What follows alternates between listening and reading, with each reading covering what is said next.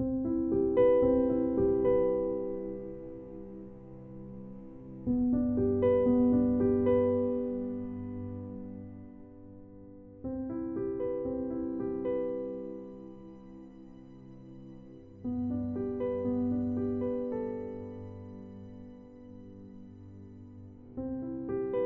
grew up knowing that I was an adoptee. My parents would associate you're an adopted child with you're a special child, and that's how it was incorporated into my life. People associate adoptees wanting to search with a dissatisfaction within their family. And it's so far from the truth. I mean, my parents were my parents. I had amazing parents. I felt safe, I felt loved, I felt connected, but I also knew of my birth mother's existence. Why would anyone not want to find the woman that gave them life? And at 18 years old, I went to my adoption agency, and New York State has what's called sealed records. And I was given this letter and told, thank you and good luck.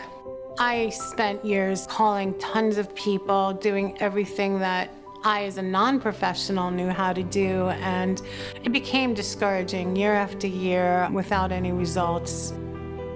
When I turned 30, my husband said, you know, I've been hearing about this search for your birth mother for all these years. Let's get someone, let's hire someone to help you. And within 4 days, my husband called me from work and he said, you're not gonna believe this, but I've got your birth mother's phone number.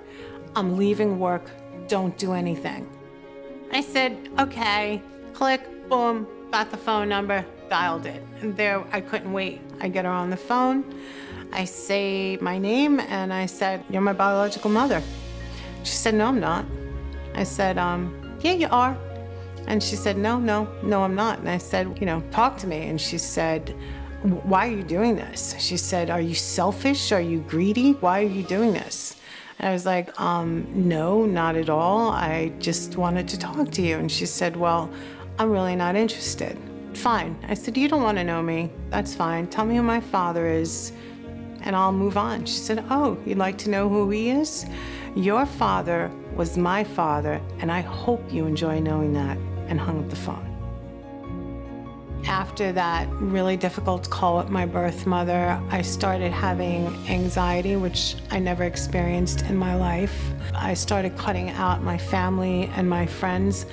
The only way I can really describe it is if you're told you're born of rape, and let's add incest into the mix, it's shameful.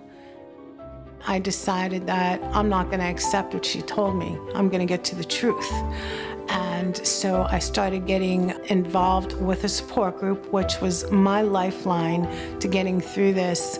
And I started getting information at a speed in which the support group people were like, you know, might be good at this. And I realized that I had a total passion for uncovering the truth. While I was trying to get to my own truth, I realized this is really good stuff, and this is really what I'm meant to do. I like to fight for the underdog. Adoptees, I just want to know who gave them life. Amanda's story stood out to me because it was heart-wrenching. She wrote her story in a way that it took you back to the day that her brother was taken away from her, and you could actually feel her pain coming off the paper. I was drawn to her story. I wanted to help her. I can only imagine how traumatic the day that her brother was taken was for her, and she's clearly never forgotten it.